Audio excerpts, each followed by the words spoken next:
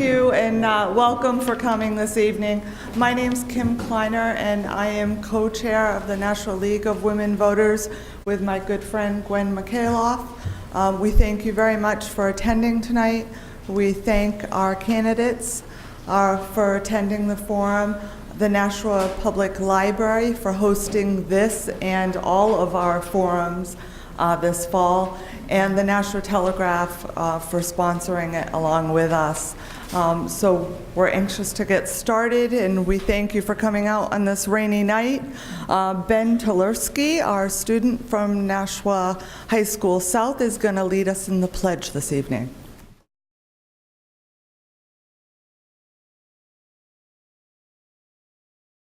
I pledge allegiance to the flag of the United States of America and to the republic for which it stands, one nation, under God, indivisible, with liberty and justice for all.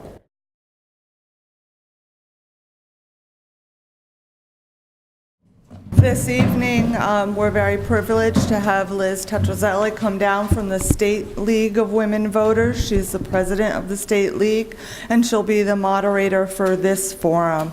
Liz, thank you very much. Thank you. Hello, everybody. I think we're going to have a wonderful time today. Many of you probably have questions. We're taking written questions. If you have a card with a question written out, would you please hold it up, and our student volunteers are going to come and collect those. If you didn't write one yet, but you get inspired later, just do the same thing. We probably won't get to answer all the audience questions, and we did have some prepared ahead of time, but we'll get to as many as we can without going to midnight, I promise. Thank you. The League of Women Voters is a nonpartisan organization. We never support or oppose any candidate or any party, but we do seek to get out the vote, to get more people involved in voting, and to be better informed about the issues. So this series of forums is exactly in that spirit of being better informed about the issues and about the candidates. The candidates have all submitted little bios, and if you didn't pick up that booklet when you came in, do pick it up on your way out. There are also sample ballots for each of the wards so that you can have your whole cheat sheet done ahead of time before you even get to the polls and check off who you want to vote for. So do pick up those materials. We're very proud of the Nashua unit for doing all the work of these forums. The candidates by lot decided who's going to do the opening statement first and the closing statement. They will be timed, and just so that everybody sees how that works, I'm going to explain it. They have 2 minutes for their opening statement. When we get down to a minute and a half, that is 30 seconds left, we will demonstrate, please. Hold it up. Thank you. So the candidates will know they have 30 seconds left. You're going to hold it long enough that they can see that you're holding it. Thank you. Okay. And then when we get to the end of the time limit, we'll hold up the stop sign and just finish your sentence. Don't keep expanding it, though. Okay? And then we'll move on.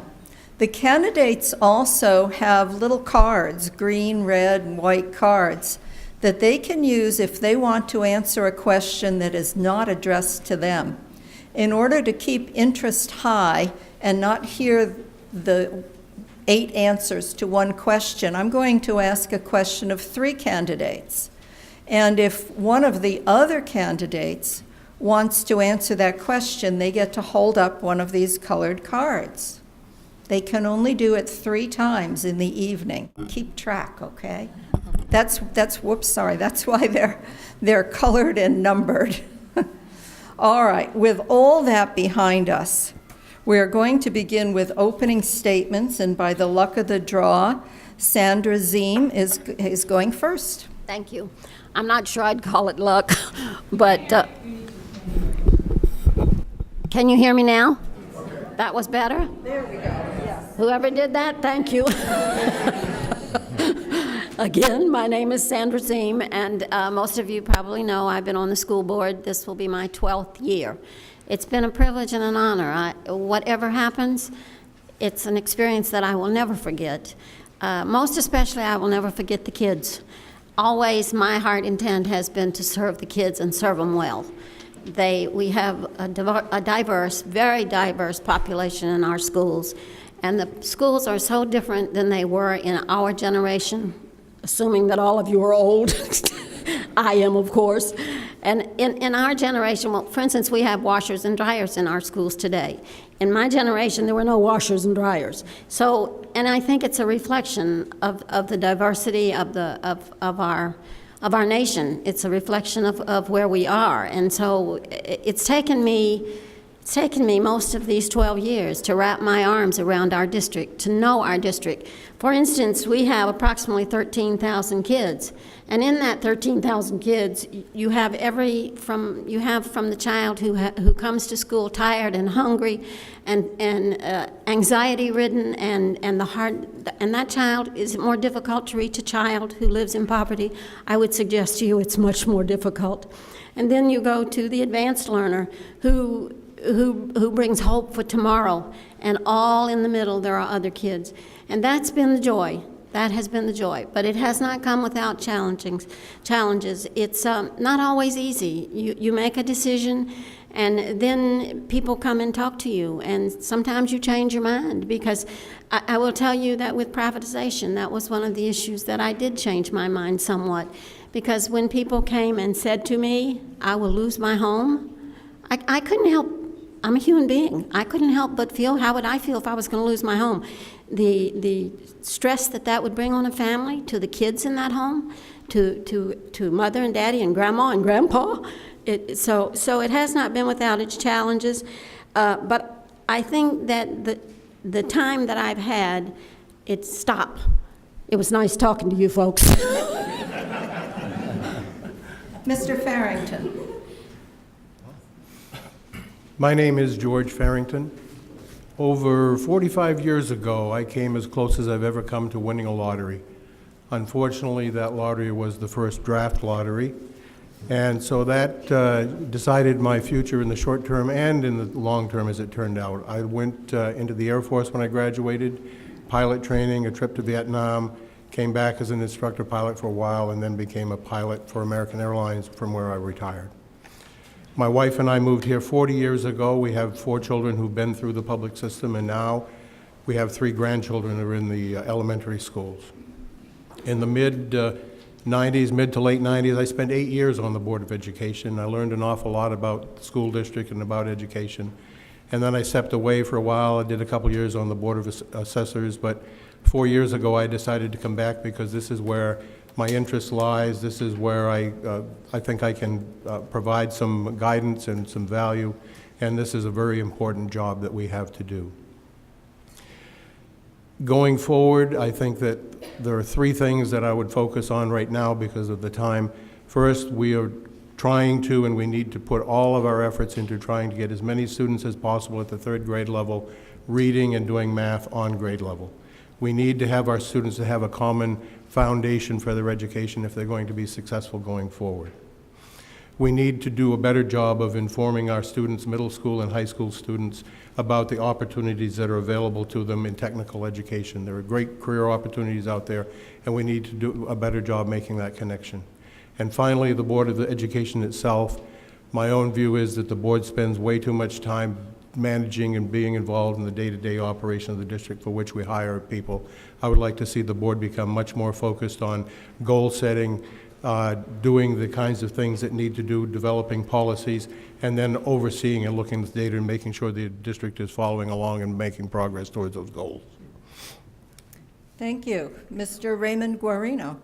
Hi, my name is Raymond Guarino. I live in Ward 7. I have a daughter who is currently at Nashua High South. My son just graduated from Nashua High South. I'm active in the community. I'm a member of the Knights of Columbus. I'm a former coach for the Nashua Youth Soccer League. And I have a bachelor's degree and a master's degree in urban planning from UMass in Boston, and a background in traffic and transportation. What I believe that the Board of Education, its main mission is to be a staunch advocate for public schools, and we do that by valuing our teachers and our professional educators. We do that by valuing the legacy of our public schools, which have been passed down from our fathers, grandfathers, generations. And we have walking schools that serve the neighborhoods, and we want to keep those and pass those down to our children. So that's why I'm running for Board of Education. We have a lot of issues. We have privatization. I'm against privatization of the custodians. We have, for example, next generation science standards. That shouldn't be controversial. We shouldn't have so much controversy on the board. We should be able to do these things in a nonpartisan, non-political manner. So I hope you consider me November 7th. Thanks. Thank you. Burton Jantz? My name is Bert Jans. I'm sure you're going to be able to hear me because I will project so you can. And the reason that I can project is that I was an adjunct instructor at Daniel Webster College for 11 years. So I know what it's like to be in the classroom. I know what it's like to teach students. My wife and I moved to Nashua in 1982 after I had been discharged from 10 years of Navy service. We raised 2 children here. Both children went all the way through the school system, which I thought was a very good school system, although there were a couple of issues that we might address later. One of the reasons that I am running is because I think we need to become, on the school board, we need to become more student-centric. We need to pay more attention to what's happening in the classroom, more attention to our students' education, and more attention to preparing them for the 21st century. We had a student forum at the high school on Tuesday. One of the students came up to me and told me that we're still using a history book that has George Bush as the president. That's shameful. We need to start using 21st century technology, 21st century ebooks. We need to start using electronic materials in the classroom to assist the teachers to help them present materials to the students that will help prepare them for their future lives in the 21st century. Whether they go to college prep or whether they decide they want a degree in technical, that's fine. And just so you know, I am a programmer, self-taught. I taught myself in the Navy. So I know other people can learn this as well. Those are the technologies that are going to bring us forward into the 21st century. Thank you. Dottie Oden? Hi, I'm a retired teacher from Nashua. I have 25 years' experience in the classroom. My first 10 years were in Connecticut. We moved to Nashua. We moved to Massachusetts first and then moved to Nashua. And I had the advantage of being a staying-at-home mom. When I went back into education, I went back as a para at Amherst Street School for a year and a half. And then I had the good fortune to get a teaching position at Amherst Street School and spent 14 wonderful years there. I think my experience and my education give me a lot of knowledge and experience that helps on the Board of Education. I had not planned to run. I had announced that publicly, but when we hired the new superintendent, Dr. Mosley, and I looked at the front page of the Telegraph and I saw where a sitting board member and another member of the board said that we got it wrong when we hired him. I had to rethink my position of not running. I think we hired the right person. I know we hired the right person, and I would like to be there to support him. He's very student-oriented. Matter of fact, we had a forum at the high school the other day, and he was in the control room with our students. So he would like to build a strategic plan here in Nashua. He said that during his interview, and I would like to be part of that process. I hope you can return me to the board. Thank you. Thank you. And Heather Raymond. Thank you. I'm Heather Raymond. I moved here to Nashua in 2010 with my family. I've spent my entire career helping children and their families. I was a child protective social worker for 12 years. I started in upstate New York as an investigator, and I spent the last 7 years here in Nashua.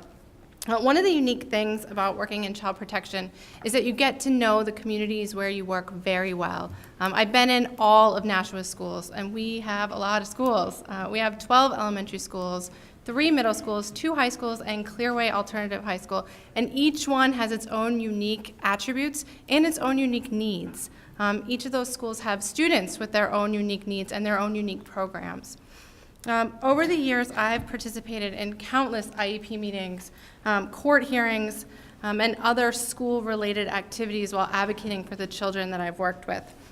I've also become very familiar with Nashua's community service organizations and how they interact with the schools. I love Nashua. My family and I have chosen to move here and raise our children here. We're homeowners, and one of my favorite things about being here is the diversity that I see every day. I love the fact that my kids have a more vast experience with diversity than I do. Since I left DCYF earlier this year, I've learned that serving others is an essential part of who I am. I've been volunteering, but I'd like to do more. I felt called to run for the Board of Education because I want to ensure that not just my own children, but all of Nashua's children receive a high-quality public education. For me, public education is the foundation on which the American dream is built, and we can do better for all of our kids. To do this, we need teachers with adequate resources. We need curriculum and educational practices that are up-to-date and evidence-based, and we need to make sure that our tax dollars are being used appropriately. Thank you. Jamila Scales. Yes, hi, my name is Jamila Scales, and I'm running for the Board of Education. I've been in Nashua for over 28 years. I have two children in the Nashua Public Schools currently. My oldest did graduate Nashua North. He got a great education and went on to college. I enjoy working in the Nashua School District currently as a paraprofessional and a substitute teacher.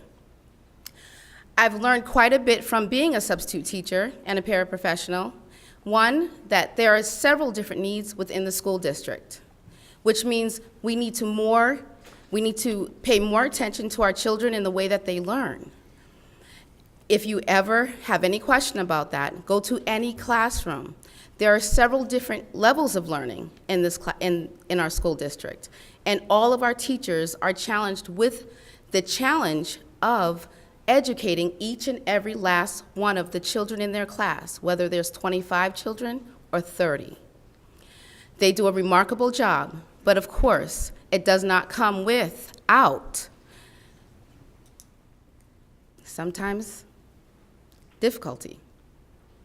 For that reason, our teachers many times have to show the aptitude, they have to show their educational fortitude and their experience to handle the classroom. From sub-teaching and paraprofessional work, I realized that our students need to be the core, they need to be the foundation, they need to be the focus, the complete focus of the Board of Education. At all times, whenever decisions are made, they need to be made with our children in mind, at the forefront of our minds, not just mine, but yours as well. Thank you. Thank you. And Gloria Timmons. Hey, I get to go last. Okay. My name is Gloria Timmons, and I'm a retired veteran and also retired for the Assistant Director of the Department of Employment Security in Nashua. I moved here in 1990. During the time I moved here, I raised my 3 kids, plus I had other kids in the school system, and now I have 16 grandchildren. That's the main reason why I'm running for the Board of Education. My children, 8 of them are currently in the school system as we speak. I wouldn't like to say pro, because that's not a good word. But I am for public education, okay? And I'm also for custodians staying in our school system because I know what's going on in the school system. My kids tell me what's going on in the school system. I hear what they say every day. They tell me about the chairs in the school system, that they have to go into the classroom and have to look and see if the chair is broken or not before they sit down. I think that's a shame that they have to do that. The teachers are great in Nashua. My kids came out of Nashua with great public education. They went to school, they all educated, they all went to good colleges, and that's what I want to see in the school system now. I'm here for a reason. I'm a collaborator, I'm a uniter, and I believe that putting me in with the Board of Education will help all our children, not just my grandchildren, but all the children in the Nashua Public School System. Thank you. All right, thank you. I remind you, if you have a question that you've written on a card, just hold it up. Our students will come around. I see one in this row, Ben. I'm not sure how he's going to get to you. Maybe we can hand it down. Thank you. All right, our first question, as I said, I'm going to ask most of these questions of three of the people. If others want to chime in, they have their bonus cards. What do you see as the primary work of the Board of Education? And we started with Ms. Zames, so we're up to Mr. Farrington. You're starting on this one, sir. Oh, pick up where I left off. Yes. To me, the purpose of the board is to represent the community in how our schools are run. The board should be there to, as I said earlier, to be developing strategic plans, goals for the district, as I mentioned, the third grade goal, or defining a particular increase in student performance, or dropout rates, or things like that. And then we step back and we convey that to the administration, and they run the schools on a day-to-day basis. We monitor the data, we look at the input from the district, and make sure we are either attaining those goals and objectives, or we ask the difficult questions as to why. If it's a question of resources, we get involved and maybe reallocate resources, as we did to provide kindergarten for the 7 of our schools this year. But it's an oversight position is the way I see the board should be operated. Thank you. Mr. Guarino, do you have a different view on the role of the Board of Education, the primary purpose of it? I believe the primary mission is to be an advocate for our public schools. And of course, we represent, as Mr. Farrington said, we represent the people, people's investment in our schools. You know, it goes beyond just contracts and negotiating contracts. It's about courses of study. It's about supporting our teachers and giving them the resources, giving them the professional development. That's a big issue. And making sure that we program our schools for success. Because nothing speaks to community more than our public schools. You know, it brings people together. Friendships last a lifetime. Friendships that are made in the school last a lifetime. So it's important to our community. Thank you. Mr. Jans, what do you see as the primary work of the Board of Education? Well, I think Mr. Farrington and Mr. Guarino have made very good points, but I'd like to add on, if I could, that the Board of Education needs to be, as they have said, an advocate for schools, but I believe it also needs to be an advocate for the community and for the parents. And most importantly, it needs to advocate for the students. We're here for the students. That's what the schools exist for. Now, we have some of the best teachers in the state here in Nashua. As the Board of Education, can we help the teachers and empower them in the classroom to give them the materials they need, to give them the freedom that they need to be able to do a better job of educating the kids? That's why we're here. We're here for the children. And I think that we need to be an advocate for the children. We have a great public school system here in Nashua. That's already been established. I think we need to work towards representation of the parents and the kids. Thank you. Playing on what the three of you said is the next question. How can the school board be accessible and responsive to the community while staying focused on big picture policy issues such as student achievement? Ms. Oden, would you like to start with that one? I think you have to be accessible and listen to the people and listen to the teachers. That's important because the teachers are in the trenches every day with our kids, and that's what we're all here for. And I think as far as the community, when they have issues, I certainly, I call them back. If there's a problem, I know people have approached me in the grocery store, and I think you have to listen, and then you bring that information, whatever you have, back to administration and place that in their lap and let them solve the problem, and then you follow up on it. And what I try to do, I know we get a lot of emails when there are important issues in the school district. We get a lot of emails from teachers and parents, and I always try to respond to those emails and to those people to let them know that I've heard them. And as far as trying to go along with the big issues, I try to prioritize and attack them that way, and always try to be prepared for meetings so that I know what I want to advocate for. Thank you. Ms. Raymond, what about you? How would you combine this balance of being responsive and the big picture goals? So I think I think what Mrs. Oden said about the board already being good at listening to the community during the board hearings. I think in general, we've been doing a great job. I think usually there is a public portion. In the meetings I've been to, they've been very receptive to allowing people to have their say, and also to be responsive with email. I'd also like to see a little bit more outreach from the board towards some of our more marginalized communities who aren't able to make a meeting, or who maybe aren't able to access the internet to email the board. There are a number of committees already in the city that reach out to some of our more marginalized groups, like the Committee for Cultural Connections, for example. It would be great to see a member of the school board participate in some of those, especially as that population continues to grow. I think prioritizing is a big issue. We need to decide what our strategic vision is and then pursue policies that are in line with that strategic vision and not necessarily get lost in the weeds of initiatives all the time.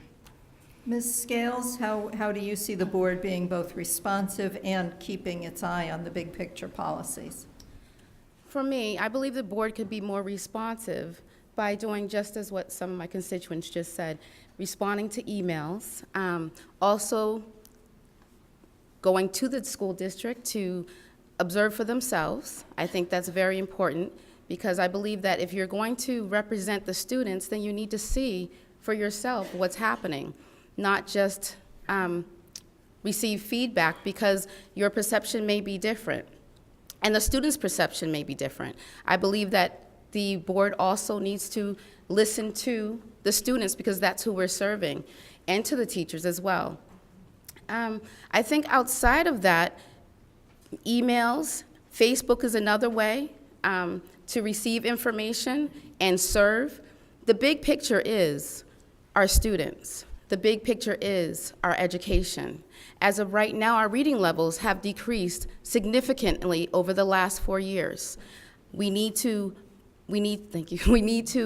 increase that, and by doing that, we will put our Nashua, our city, to the forefront again. Our reading is important for success. Our math levels have decreased as well. We need to bring them up. We need to increase our math levels amongst our students. And again, this can be done by communication. It can be done by excellent teachers, which we have, and it can be done by remembering that our students and their needs are most important. All right, one more question, then we'll get to some that our students are holding up there that they've gathered. And that is, what is the best way to, I'm sorry, I didn't see your card. Thank you, please, Ms. Timmons. I'd like to add something I think is very important, transparency. Transparency is very important. We need to see what the board is doing.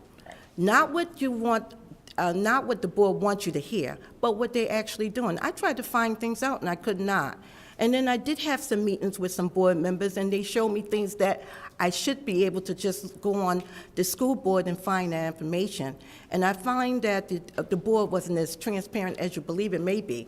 If I win, it's gonna be transparent. You should know what's going on in the school district at all times. They're your children, and you should know what's going on with your children. And if any issues arise with the board, you should know that as well. It should not be a secret, and that is my pet peeve. Thank you. All right, thank you. All right, and so we're going to have one more question.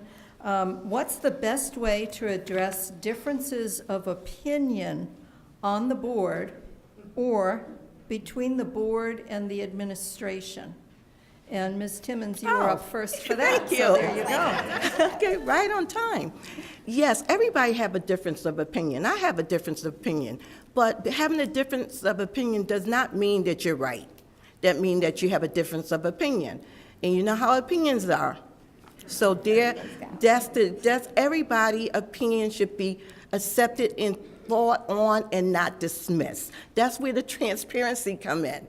So your opinion may be different from what your own experience is. Life experiences make you different, and I need a glass of water or something because my mouth is drying out. But that's the difference, is that opinions is just that, opinions. Ms. Ziem, you've been on the board. Would you have advice for handling differences of opinion, perhaps a little bit differently? Well, I would say some differently, although her points are well taken. You can hear me. That's that southern drawl, too. That might make it a little difficult. I'll try to stop. That's good. That's good. If you lean in. Lean in, okay. That's perfect. I find that it is in our differences that we have strength. If I can civilly say to you why I disagree with you and not offend you, and then you in turn can disagree with me without offending me, now we've both come to a higher level. We both know more about the issue, and we both understand each other. We don't have caustic to each other, we have more respect. And as a result, we're building a bridge, not a roadblock. And so when I first went on the board, when I would come to the meeting and I'd be sitting in the car ready to go in, I would say to myself, now remember, Sandra, that whatever you have to say it nicely. And if you can't say it nicely, then shut up. Don't open your big mouth and make yourself look bad. So that has always been my policy. That's always what I've tried to do. And it's what I would continue. Don't always make it. I admit it. Sometimes I stumble, but that will always be my goal. Thank you. Thank you. Mr. Farrington, what about you? And then I'll get to the person who raised a card. Yes. Okay, excuse me. I agree, perhaps surprisingly to some of you, that difference of opinion is important. I think that through difference of opinion, we arrive at a better solution in the long run. But I think on the board, what we find often is we have a conversation, we have a difference of opinion, there's a vote taken, a decision's made, and then the board should move on. But frequently, the board doesn't. The board goes back and rehashes it. The same subject by the supporter is brought up in a slightly different language or something like that. And that is what wears you down when you're on the board. It's the constant rehashing of something. You have to, when you're on a board, you have to be able to listen to different opinions, but you also have to learn to accept when you come out on the short end of the vote and move on to the next topic. And that's part of it. It's not just a difference of opinion. Thank you. And there was a card. Yes, Ms. Oden? Yes. Anybody who's watched the Board of Education meetings or has attended any know that they can be very contentious. Unfortunately, you are going to have differences of opinion, but as long as you show respect for the people that have a difference with you and are willing to listen to them, it goes a long ways. We don't need all the contentiousness on the board that has been happening. I sometimes feel that there's pushback more from, because of the person who's saying something rather than the idea that's coming from them. But I also agree that there are times when you've made a decision and you have to move on. There are times sometimes when you have to revisit it, but to keep rehashing it does no good. We have to move on. Thank you. Thank you. Did anyone else want to comment on that? Ben, do you have our first question? We have several students from Nashua High South here who are working with the League on this entire forum, and they're going to be reading some of the audience questions. Do you think that our schools have a role to play in the prevention and/or treatment of opioid use? And first up for that is Mr. Guarino. Well, most definitely, substance abuse is a problem. It can start in our young people. And we have to get our young people connected to not just their studies, but socially. We have to get them connected socially and not feel like they're outcast when kids have fun, they can have a lot of fun without substance abuse or something like that. So most definitely we should start in our schools. Mr. Jans, do you have some ideas on that? When I was in the Navy, I was appointed as a Naval Drug Exemption Representative. So I received training in opioid and other drug abuse. And what I learned was that it's not the drugs themselves, it's the environment in which the individual exists that is using the drugs.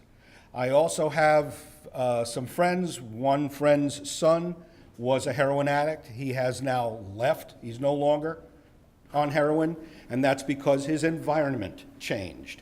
He was able to move away from the drug by changing the people that he was associating with, by changing the environment, and by getting additional assistance. There are a lot of people that want help. That's what I found out when I was a DER, that there are people that want to change their lives. We need to be able to give them an opportunity to do it, but we can't push them into it. And what schools, the part that schools can play here is to teach our students what the effect of drugs on the body is, what happens when you use them, and how it will affect you physically and mentally. Once they understand that, and we can get them out of the environment that they are in with some friends that might not be beneficial, I think we'll see very positive results.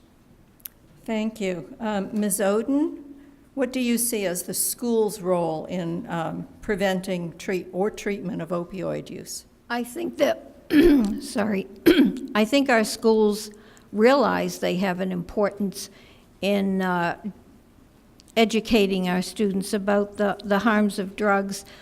If I'm not wrong, this is Red Ribbon Week, and that is closely associated with the drug problem. So we understand, and the school district, I think, has a pretty good health program that is addressing this. The problem is we have a lot of students, as I said, I worked at one of our Title I schools, who see a lot of drug use in their home, in their neighborhood, and I think the more they hear about the harms of that, they see it. So we have to teach them other strategies and other ways to address their needs other than taking drugs, and let them understand that this is not the only way you live life. So I think our schools are doing a good job with that at this point. Ms. Ziem, you were raising your card. I have a very strong feeling that we not only need to be more involved, but at a younger age. You can't start with a child when they're 12, 13 and try to change who they are. You have to start when they're 5 and 6, when they're young and tender, and you can still mold their thinking. Much as in the old days when so many of us were smoking, who have now gotten on the wagon and know that it's detrimental to your health, and most of us have stopped. And that's because of the program that we put forward. It was on TV. There were ads all over the place. I remember teaching the kids in Sunday school. I got a film from the Lung Association. It was a scary film, and at the time I thought, I'm going to scare these kids to death. But 10 years later, one of those young kids came back to me and thanked me and said, "I've never put a cigarette in my mouth, Mrs. Ziem, because I remember that nasty film." And it was reassuring to me because I was concerned that it was too young.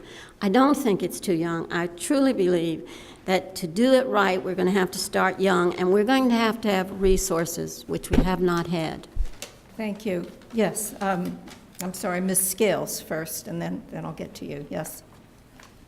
I believe the schools can absolutely do more. First is identifying identification. Children who do show those signs and symptoms really, they can absolutely report it or have that conversation. I believe exactly what Mrs. Ziem said, that you can't start when they're teens, and research does show that you shouldn't. There's many different situations where there's children who actually have conversations with us as paras or teachers, and I'm sure Mrs. Oden can probably attest to this, that they come to school and they tell us about things that are occurring either in the home or on the street or where they go to visit. Okay, so we absolutely have that opportunity to speak and to advise and to counsel, which I take every opportunity I can get, I will tell you that. Every time I hear a child make that statement or a statement regarding drugs, to explain it to them on their level so that they can look away from it and say no. Ms. Raymond, your card was up. Thank you. Thank you. So I think it's a bit naive to think that telling kids about the effect of drugs is going to stop them from using drugs. They tried that with Just Say No and DARE, and it was not very successful. Our kids in Nashua are seeing their family members die all the time from opiates. I've seen it. I've talked to those kids after a parent has died. They know what it is. They know what it does to their bodies. But I think there's more. School needs to be, first and foremost, a safe place for our kids. And secondly, I'd like to see some partnerships. Maybe we should talk to Keystone. What does Keystone have to say? What does the Youth Council have to say about effective ways to help kids with the drug issues, especially when it comes to opiates, because it becomes addictive so quickly? And Mr. Farrington, you have your card. This is a good question. Mr. Farrington? How much time does this buy me? 1 minute. 1 minute, okay. This is a tragedy. I mean, we all understand this. I think 3 years ago, the previous mayor had a day-long seminar that I attended, and prior to going that, I visited some of our schools to talk to our guidance counselors to have a better understanding of what was going on. And I think we need to understand, obviously, the immediate effect, but there's a secondary effect that happens in a lot of families. Young children are going home to houses that are empty because their parents are not there. They're out using drugs.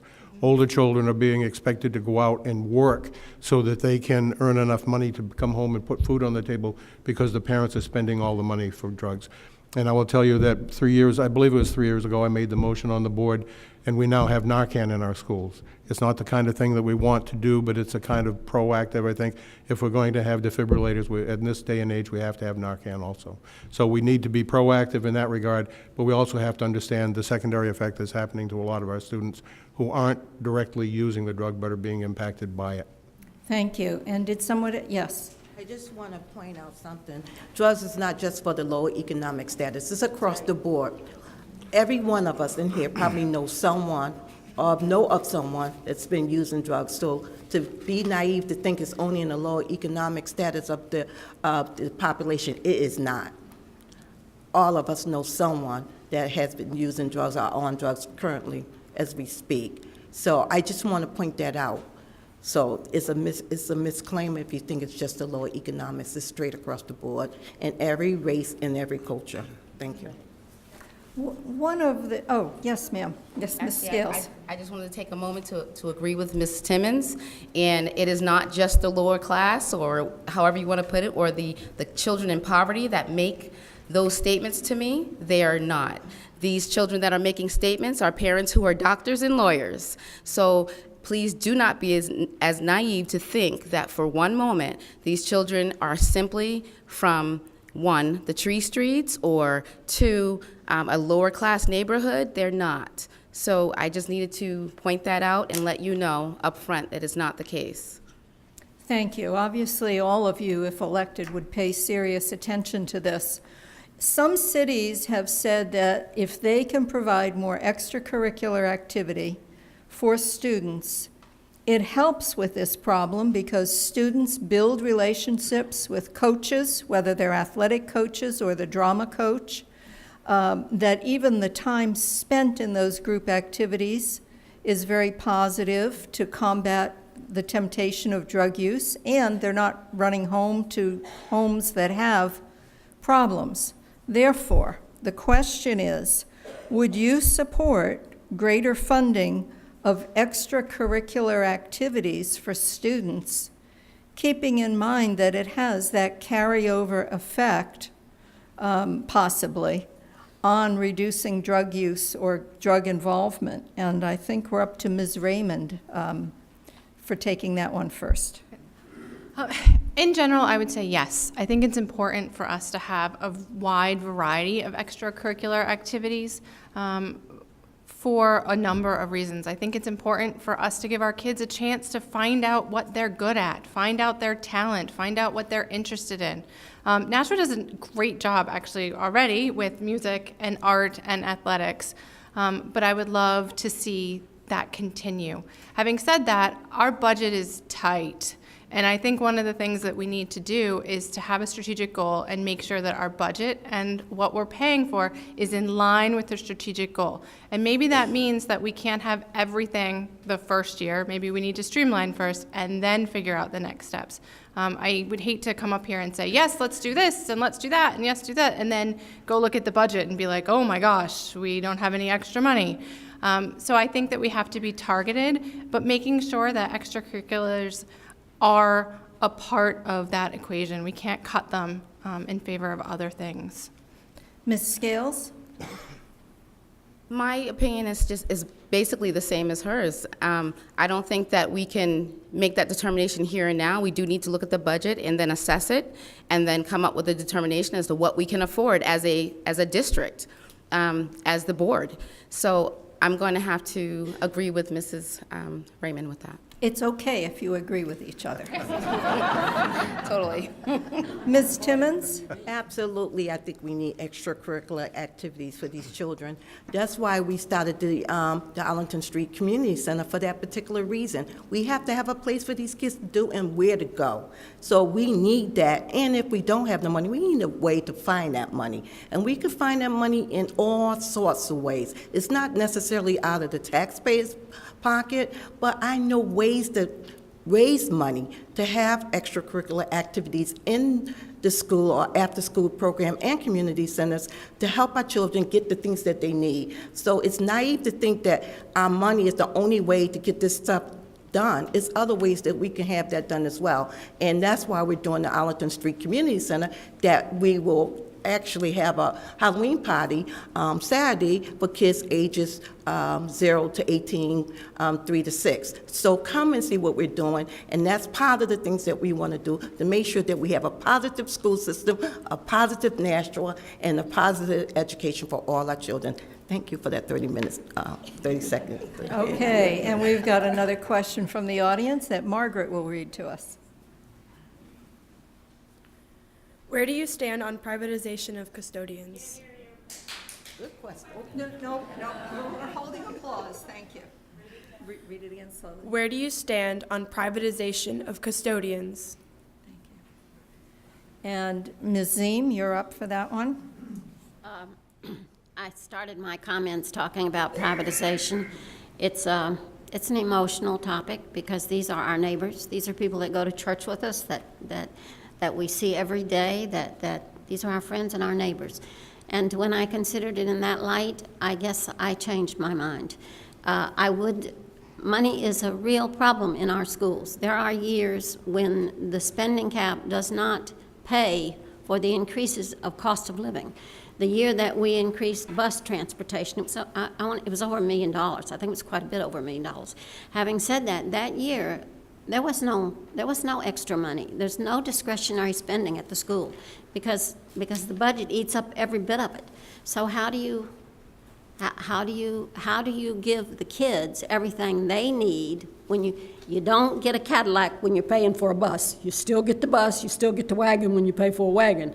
And what I'm trying to say to you is, you have to pay for what you want. If you're not going to pay for it, it just won't be there. It's just that simple. Thank you. Thank you, Mr. Farrington. Privatization for the custodians? Well, I guess for those of you in the audience who aren't aware, I'm the one who made the motion that we review the options that we have as regards privatization of custodians. I think that it is something that a responsibility, all the decisions you make on the board aren't easy. It's the kind of thing that we cannot continue to ask the taxpayers to give us money if we aren't willing to look at other options that we have available in the district. There's been quite a bit of time that's passed since that was originally made. I think that the situations have changed. Not as a cop-out, but we're in negotiations with AFSCME, and so I can't talk about it in a lot of detail. But I think there are some refined ways, some middle ground areas that can be explored that would allow us to meet somewhere in the middle. And I guess I probably shouldn't say any more than that. Thank you. We understand as an incumbent you have some restrictions. Mr. Guarino, where do you stand on privatization of the custodians? I'm against privatization of the custodians because education is expensive, and Nashua does a very good job at delivering a quality education at a premium price. We're 14th lowest cost in the state, some of the statistics that I was looking at. And our custodians, they work as a team with the teachers, and they're dedicated. They're there for years and years and years. My son did biddy basketball, and the custodians were there helping with the schools, making sure the schools were open, talking about these other issues, so that they're all related. It's about community. Custodians are in our community. They're our neighbors. I'm opposed to it because I think it's going to undermine the quality of the work that's done in our schools, and I'm opposed to it because I'm not going to save a few dollars, by putting my neighbor out of work. So I'm sure there are other ways we can save money, but I don't think that's one of those ways. Thank you. Did anyone else want to address that? Yes, Ms. Odens. I voted to look at privatizing to see how much money we would save.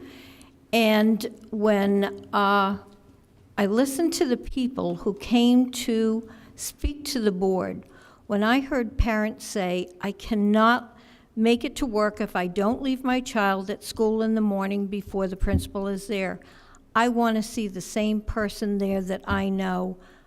I was fortunate. I was able to stay at home, but that rang a bell with me. We just can't do that. Also, I talked to people who worked in Manchester, privatized, they saw a difference.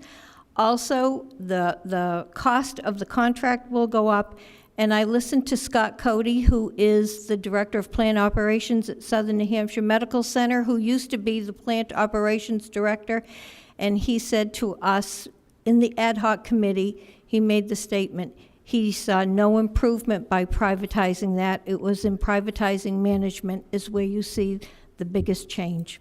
So I'm against it. Thank you. Haley, you have one? Thank you. What is your plan to focus on the social, emotional, and mental health of our students? All right.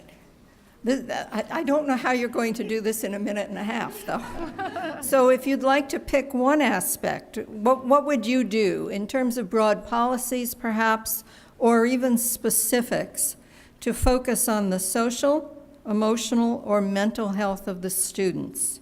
And Mr. Jans, you're up first with that one. It's a good one. It is.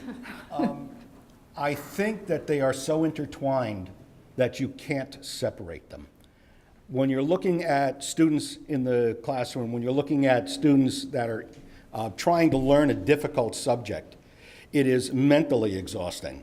It can be emotionally exhausting. It can be a situation where there is a lack of understanding. The light just doesn't go on for some reason. That can make students crazy. It can get them upset. It can cause them grief that they take home with them. The problem is, how do we empower the teachers to be able to work with students that are having difficulty in the classroom understanding the materials? If we can give them better materials, give them better ways to teach, maybe have seminars on additional methodologies during the summer, they can bring these into the classroom and possibly help the students understand materials they might not otherwise understand, which would reduce some of that mental stress that they would be feeling. Ms. Oden, you've been in the classroom. What would you say are some things that the board should do to help those mental, emotional, social needs of our students? Well, we need professionals to help those students. We hear a lot about it at the high school. The high school guidance counselors and the psychologists are just out straight trying to deal with some of the emotional issues that a lot of these students come in with. And a lot of it has to do with what's going on at home. And when you look at that, a lot of it is the drugs that we're seeing in school. Last year, during the budget, I think there was a motion to cut two or three of our psychologists. When those psychologists came to the meetings and talked about how they work with students, we got emails from students who said the psychologists absolutely saved their life. If you could have read some of the stories that those students had, you know that we need more help in our schools for these students. They are just overwhelmed with the problems they're seeing at home. And we need professionals. Teachers can only do so much. They're not trained. We need trained professionals to help these kids. And it's real hard to say we need that because it's not classroom, but ultimately it does affect the classroom and it affects those students. Ms. Raymond, what would you see as some things the board could do? So I agree with Mrs. Oden. I think we need to make sure that we have the appropriate number of mental health professionals in the school, not just guidance counselors, but also school psychologists. I know that the Greater Nashua Mental Health Center comes into the schools for children who are needing counseling, and I think that's great. Most of those are families, though, that are self-referrals to Greater Nashua Mental Health and then get permission for the therapist to come in. I would love to see a little bit more collaboration with them and possibly the youth council to make sure that our students are getting the support that they need in a way that's convenient for both them and their families, and in a way that we can balance it with their schooling needs as well. One of the other things that I would like to see is on the policy side. We do have a policy that says that withholding recess as a punishment is discouraged. I don't think we should be doing that at all. I don't think that our elementary-aged kids should be having to sit out recess because they're having behavioral issues in the classroom that might be treated with a little bit more ability to get up and move. So I'd like to see that, and I'd like to see us making sure that we have sufficient paras to meet the needs of our kids. Thank you. Let's shift gears a bit. Let's look at the academic aspects here. And we had some questions about improving student achievement, ensuring that students who graduate are either college or career ready. Thank you, Ben. And so do you see any new things that should be done, any things that should be done differently to get closer to that goal of all students who graduate being college or career ready? Ms. Scales, you get that first. To help them be more college and career ready, it takes a great strategic plan, which Dr. Mosley is absolutely working with. The other thing is outside sources, our guidance counselors as well. Our guidance counselors really work hard with our children. I know they've worked with mine. I think we need more collaboration with outside sources as well.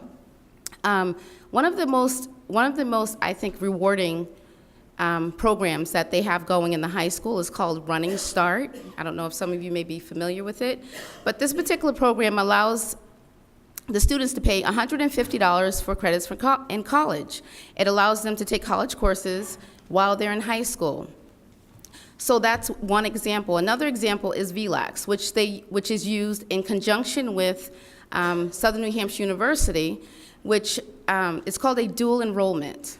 Excuse me, I'm sorry. It's called a dual enrollment, and it costs $100 for the student to go to college during their time progressing in VLAX.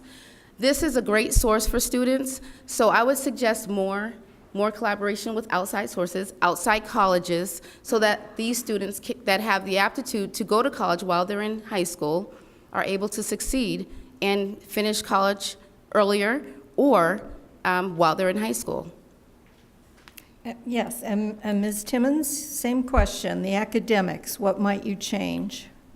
Okay, I have one kid graduating every single year in college, and that starts with the parents. It have to start with the parents. We can't allow parents that can't afford to have their children go to school. Even $150 may be too much money.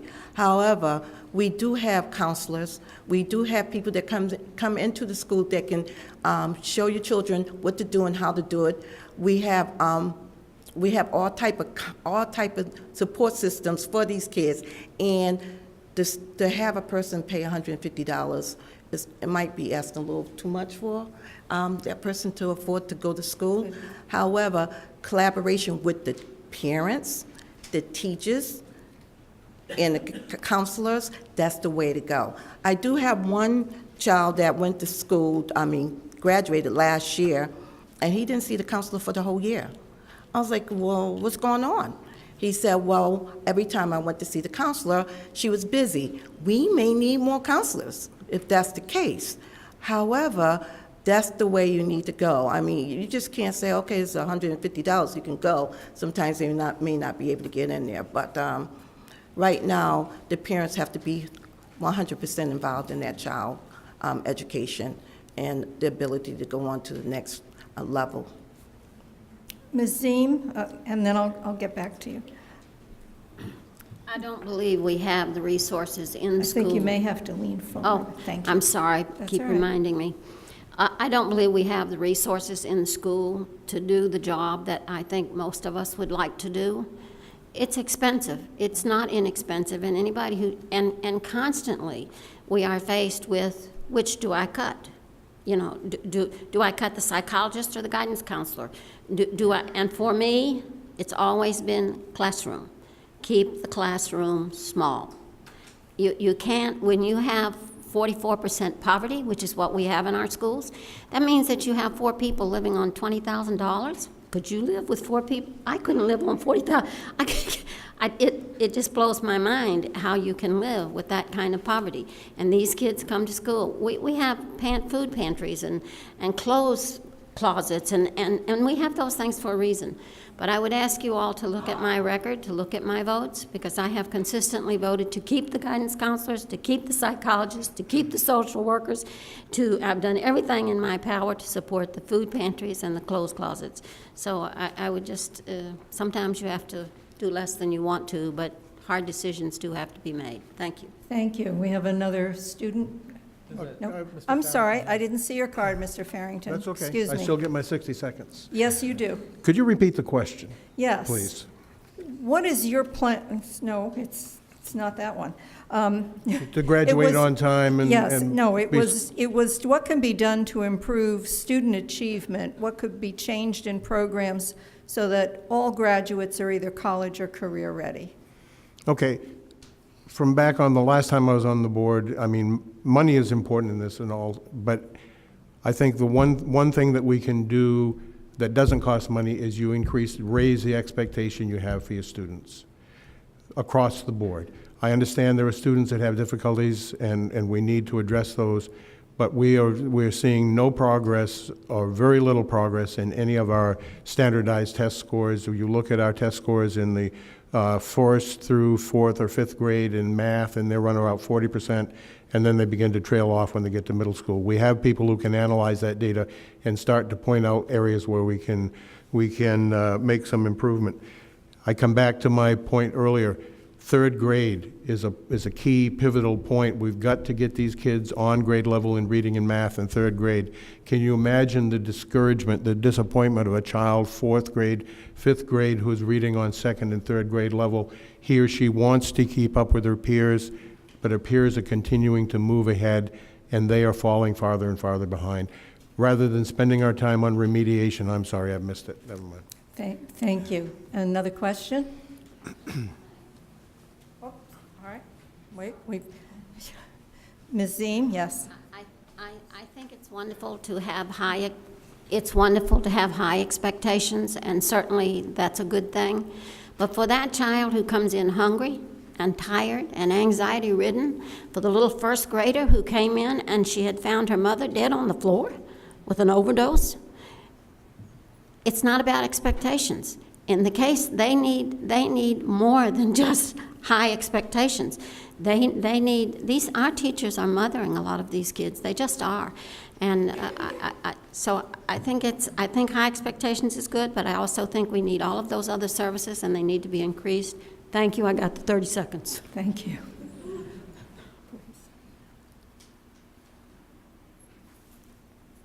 How can Nashua attract and retain the best teachers?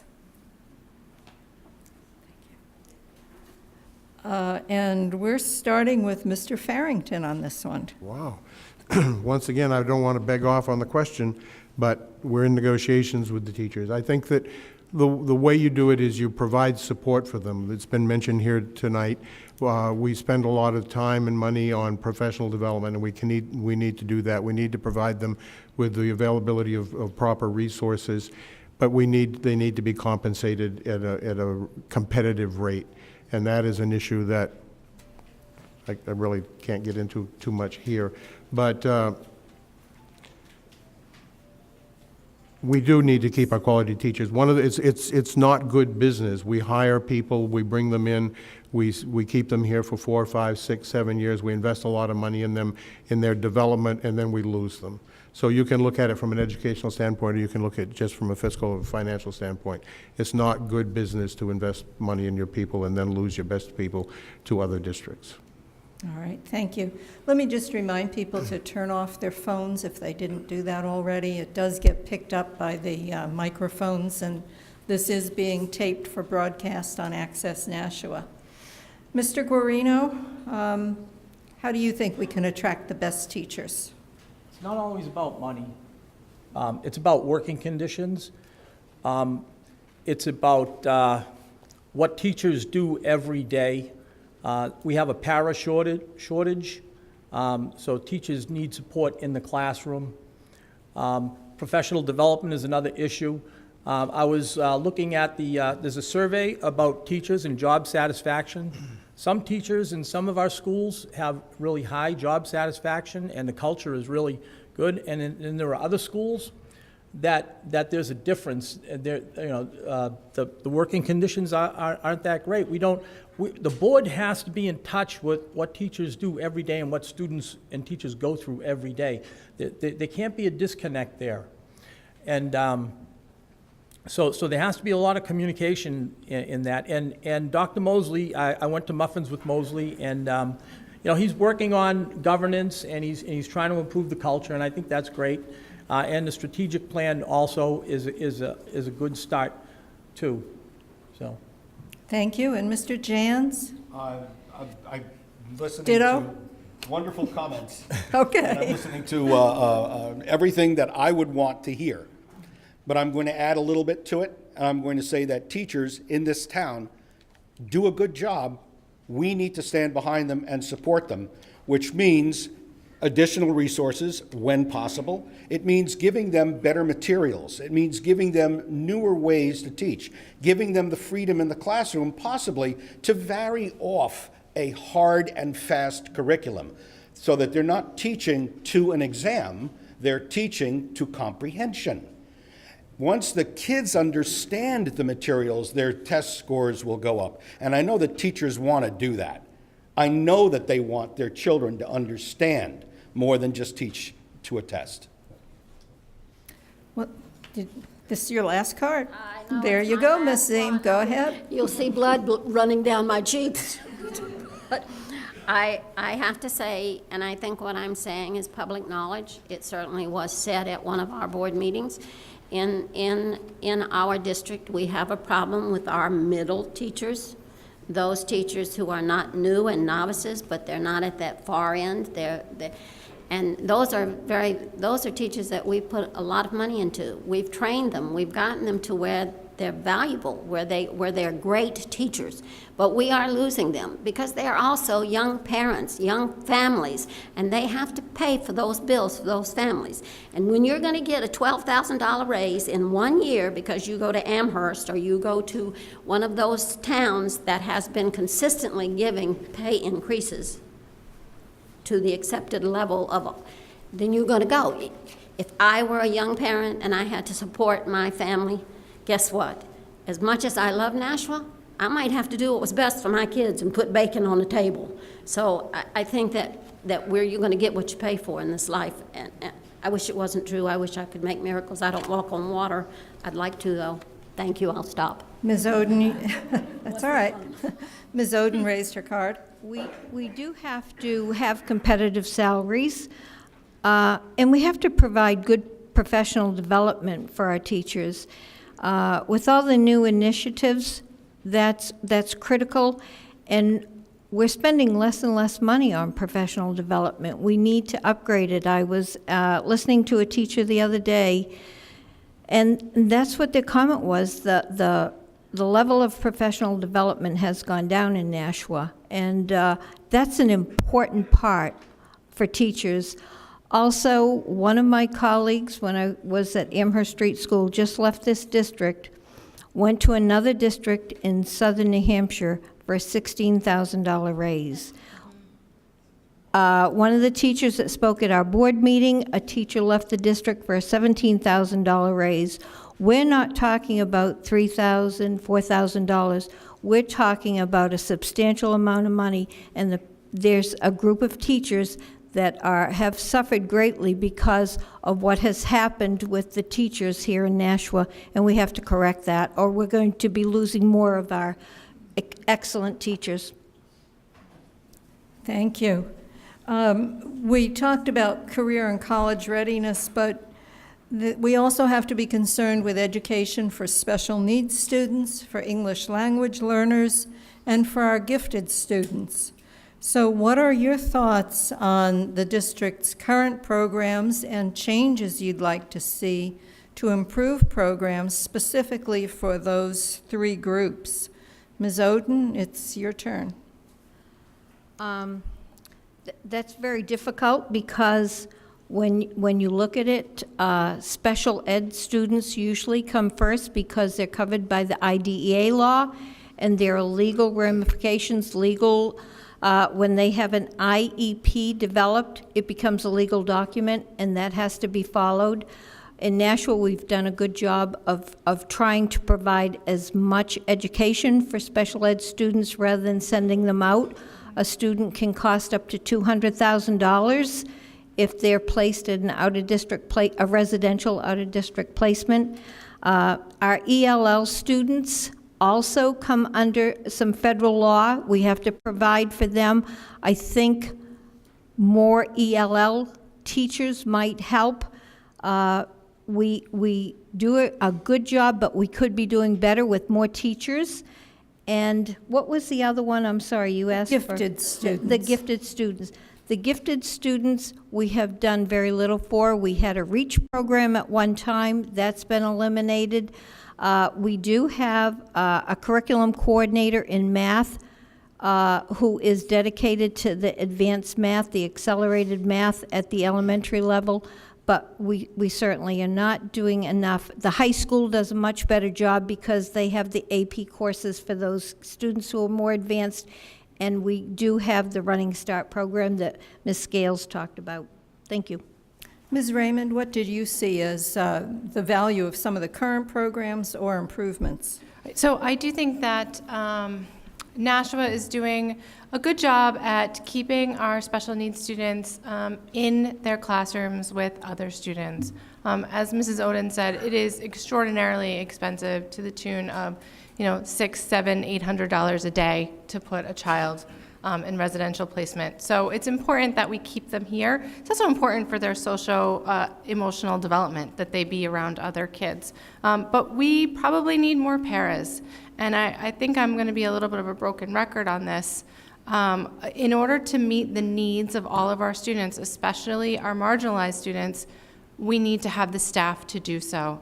There are not enough paras for the number of students that we have. And our paras are, some of them are coming home with bruises, some of them are not getting a break time during the day. It's an exhausting job, and I'm sure they would like more support. Our English language learners have tripled in the last 10 years. We have over 300 English language learners now, and our staff has remained the same, which is, I imagine, exhausting for those staff and also for the students who aren't learning the way that they would like to learn. They would like to learn English. They would like to be successful. And as far as our gifted students, I think we're doing a fairly good job at the high school level. There's a number of programs, there's a lot of AP classes, but I haven't seen any identification in the elementary school. Ms. Scales, same question. Current programs or improvements to them for those three groups? So I haven't seen any programs either from the elementary and the middle school. However, as Ms. Oden and Ms. Raymond said, in the high schools, there is the AP honors and AP courses, as well as Running Start. And again, I'm going to repeat the VLAX, because I think that's very important, and it is very helpful for many kids who are able to work online and be efficient at it. Some kids, it's not for them, but for those who are able to work online and use VLAX, then they're able to go to college, and they're able to move forward at a faster rate that's efficient for them. And many of them are not able to tolerate the classroom as well, so they take classes online. I think that's a very efficient, effective way to be educated, and I think it should continue, and it should be reinforced as well. I'm sorry, what was the other piece? English language learners, or, well, I think you kind of covered the gifted students, so let's go to special ed or English language learners. Oh, they're very special. I love them because I work with them. And they're very eager learners. They really are. I don't know if any of you have ever seen any ELL students, but they love to learn, and they love to learn our language. Putting information out there in which they can understand, making it fun. They absorb the information, and they have a great time doing it. They're very intelligent. One of the things that I tell ELL students all the time is that if you can learn the English language, you can learn any language. And I let them know that they're very intelligent, because they have the opportunity and the ability to learn 2 languages, and really anyone who can learn 2 can learn 5. They come from different areas in the world, and we have, I gotta stop. They come from many areas in the world, and they have to learn our language. They come with excitement. The only way to increase really is to increase the staff. Thank you. We're going to take one more question before we do our closing remarks, and I'll let anybody who wants to answer that do it, but after our 2 people. What is our final question, please? A subcommittee of the New Hampshire State Legislature recently voted in favor of funding private education, including that by religious institutions. What is your opinion on this? All right, this refers to Senate Bill 193. The Education Subcommittee did vote to recommend passage of a modified SB 193. It's not the same bill that was heard in the spring. It has been amended. But it includes, they don't like to use the word vouchers, but it's kind of a voucher system for parents who want to do homeschooling or send their students to private or even religious schools. So that is what this is referring to. And this is not something that your school board would vote on, but we have 3 or 4 state reps sitting here, so they might like to hear your answers. There may even be more. I just see these badges right in front of me. Ms. Timmons, you're first on that one? Oh, that's a good question. I think there's an underlying current to privatize public schools, and I disagree with it. I think our taxpayers should not fund that type of program. I believe that we should keep our public schools public, and I do not believe in voucher programs. It's an undercurrent. And so therefore, I stand where I said it's a way to privatize and a backdoor way of getting rid of the public schools. That's my opinion on that. Ms. Ziem? It's multifaceted question. I personally have always been in favor of if you can do a charter school and that charter school is going to reach a group of kids on a level that they weren't reached in public school, then I'm not against it. But if the problem comes, if you're giving more to them per student than you are giving to the public school kids, now it becomes a problem. Isn't that discrimination? I mean, you can call it anything you want to, but in my view, if I'm paying X dollars plus for one student and X minus for another one, that doesn't balance itself. And too often in this country, we penalize the majority for a very distinct minority, and that doesn't make common sense to me. I think you look first at the overall good, the greater good, if you will, and you do your best for them that you can do. And then if you have enough money, but we don't have enough money in public school. I can tell you, I've been 12 years. Anything you want to hear about it, let me know. Thank you so much for listening. And now, at this point, do any people want to use their cards? Yes. I'd just like to jump in on this. We're talking about sending our tax dollars to a charity called the Children's Scholarship Fund. The Harvard University did a study on this a few years ago as it became more and more popular. And they found that 92% of the children who receive these scholarships go to religious schools. That most of those schools are less than 10% minority students, and that the scholarships aren't full scholarships. Most families continue to pay anywhere between $500 and $4,000 for their children to go there.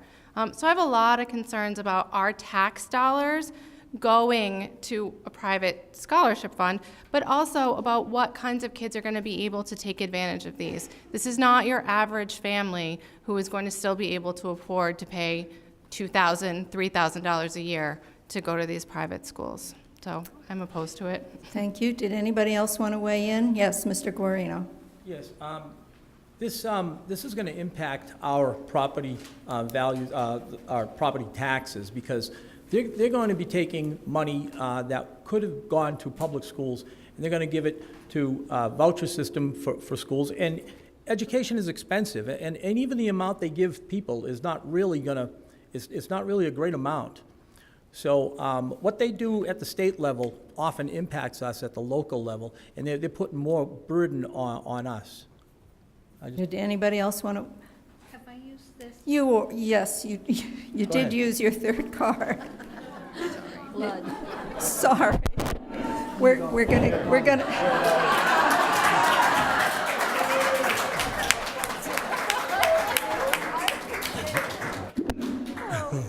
All right, I've lost control. Go right ahead, Ms. Owen. I want to say I am a big Diane Ravitch fan. The research shows that charter schools on the whole do no better than our public schools. And this is only going to take money away from our public schools. If you go into our charter school here in Nashua, see how many students are in wheelchairs or come with their own nurse or are not speaking English. They have a very narrow population that they deal with. Charter schools on the whole, if you look across the country, they do not do as well as our public schools, and we will be losing money. Plus, I want you to know that in state adequacy aid, charter schools already receive $3,000 more for every child than our public schools. So please, this is not anything that will help us. It will only hurt our public schools. And SB 193 doesn't really affect charter schools, but it does affect private schools, religious schools, and homeschooling. So the issue is very complicated. I'm sorry we didn't get a time to talk about charter schools. You want to weigh in? Go ahead, your last chance. Okay. All right. I totally agree with this. Charter schools do not have the access to the special needs that our children may need, period. They don't. So if your child has difficulty learning, or they have any type of handicap, they're not equipped for it. So the monies that they receive, if it does equal what the public schools get, they're not servicing the child on the same level as the public school is.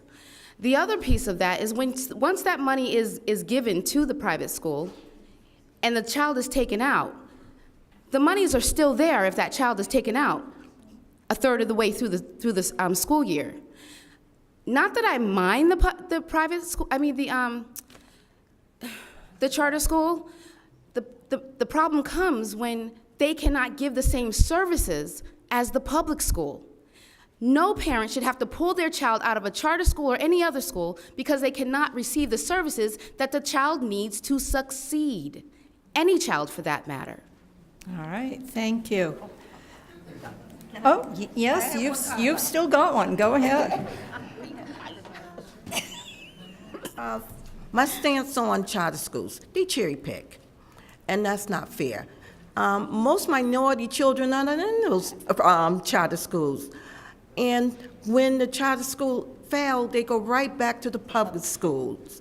And that's the problem with the charter schools. We need to keep our kids right here in the public schools.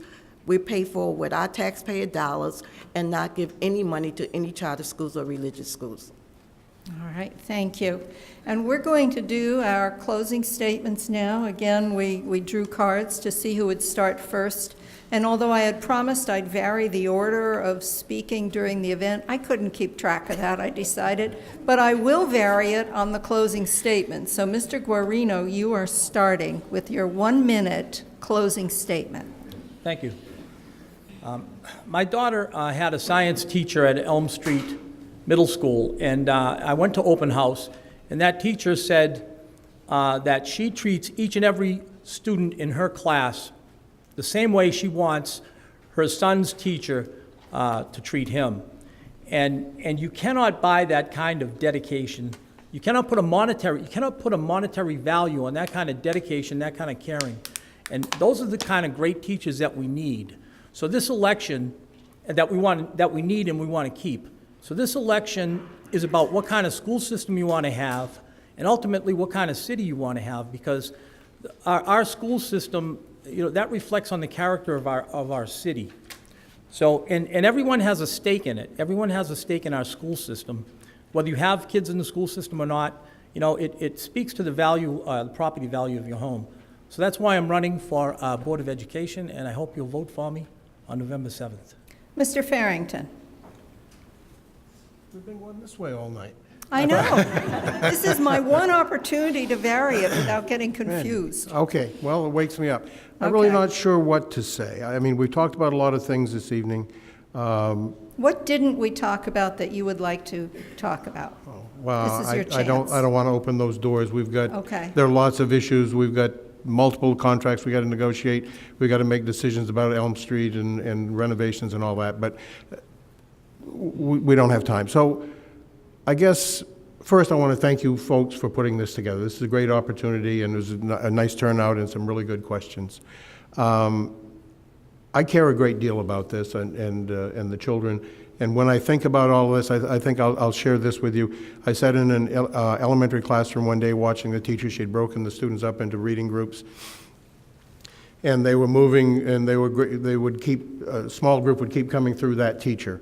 And I watched, and I happened to sit behind her, and she worked with one group, and then another group come over, and I'll always remember this little girl who said, as they were sitting down, I want to read the book they were reading. And she couldn't, because she wasn't on reading level. And she was an elementary student. Oh, man, I got to stop. Okay. Please vote on November 7th. Ms. Ziem? It's been my privilege to serve the children of Nashua, and whether I win or lose, I will remain part of the heart of Nashua, because the heart of Nashua is part of me. I love Nashua. You're my family and my friends. I'm obviously from the South, but, and I have no family here other than the kids that I made here. and so you are my family. And so whether I serve on the school board or whether I serve on some other board, I will always be involved in Nashua and love every one of you. And I especially applaud you. Always, one of the things that has concerned me is that we don't have enough people who really get out and put their faith, I don't mean faith in religion, I mean their lifestyle, what they believe is important. They don't get out and fight for it. And obviously, every one of you here are doing just that. And so I commend you for that, and I look forward to seeing you on the battlefield. Thank you. Ms. Timmons. Okay, I'm going to read my closing statement. The Board of Education needs leadership and commitment. Commitment to our schools, our students, and teachers. Voting for me would ensure that your children will have a fighting chance. A chance to say, as my child said, I had a great public education. I'm asking for your vote on November the 7th. Thank you. Ms. Scales. Yes. Thank you, National Telegraph, for being here. Thank you, LWV, for hosting this event. It's been very helpful, and I've learned a lot. I just want to say my name is Jamila Scales, and I am running for the Board of Education. I am the person who is going to absolutely fight for your child and work hard to make sure your students are well educated. I'm going to make sure those reading levels are increased within the next few years. I'm going to make sure that there's transparency throughout, just as Mrs. Timmons said. I'm thankful for all the opportunities that I've received through the public school. I'm thankful for the opportunities my children have received in the public school. If you're looking for someone to make sure that not only the students have a voice, but the parents have a voice in their education, and there's open communication, my name is Jamila Scales. I want to make sure these scales are even on both sides of the spectrum. Vote for me on November 7th. Thank you very much. And Ms. Raymond. Thank you. I appreciate the forum and everybody for coming out. This is my first time running for public office. I've been a civil servant my whole life, and I want to continue to contribute to my community. Like Mrs. Ziem, I'm a transplant to Nashua. Been here since 2010. My husband and I both grew up in families where education was important, and public education was the way that we got it. I would not have gotten music lessons if it weren't for the public school. I probably wouldn't have gotten AP classes or gotten to go to college and done some of the other things if it weren't for my public school. So I want my kids to have that opportunity, and I want to make sure that the kids who don't have voices here also have that opportunity. The kids that I saw while I was working as a social worker who don't have good home lives, who don't have anybody who speaks English, who come to school and that's their only safe place, and the place, frankly, where they get their clothing and their food. Thank you. Ms. Oden. Thank you, and thank you for having us. Recently, I went to a class reunion in Portland, Maine, and one of my classmates said, "Now, what did you do?" And I said, "Well, I taught." And I said, "Now I'm on the Board of Education." And he just shook his head, and he said, "Boy, that's a thankless job." And I said, "Well, no, not always." And when you see students that you have made a difference for when they're graduating, it's a thrill. But the hard part of this, the thankless part, is when it comes to the budget. You all have listened to the needs. We need more paras. We need to pay our teachers more. We need to better professional development, and when it comes to the budget, there is a finite amount. We have to look at the budget, and that's the really tough part. That is really thankless, and you've heard the needs, and when it comes to budget time, we're going to have to make some tough decisions, and the needs all are valid. So I hope you can vote to put me back on the board for another 4 years, so I can make those tough decisions. Thank you. Thank you. Mr. Jans. First, I'd like to thank the League of Women Voters for holding this forum. I'd like to thank the Telegraph for being here and reporting on it, and I'd also like to thank our local broadcast station for televising it. I'm going to wrap up my comments by referring back to the beginning comments. The Board of Education has to be an advocate, and it has to be an advocate for the schools, for the teachers, but also for the parents and the children. That is what we need to do. And we have to maintain foremost that we have a limited budget. How do we best use it to empower teachers to do the best job they can? And how do we make sure that kids get everything they need? I went to every parent-teachers meeting with my children all the way through school. I have to tell you, I have been impressed by every teacher I ever met in our entire school system. Fell in love with a couple of them, but I'm married. Thank you. Usually I do a couple of quick questions, and we're very grateful to the library for hosting this event. And I was going to ask each of you about your favorite children's book, but I'm not going to do that. We're running out of time. I'm going to challenge everyone here to think about what their favorite children's book was, either when you were a child or what you might have read to your children or grandchildren, because I had fun thinking about that earlier. I do remind you that we have one more forum coming up on November 1st for the Alderman's race for Wards 1, 2, and 3. This will be taped, and it will be it's being taped. It will be available on Access Nashua. So we thank them for doing that. Tell your friends and family who weren't able to come that they'll be able to see it there within the next few days. And now I'm going to lift my ban on applause, because I think we all want to thank the candidates very much. Thank you.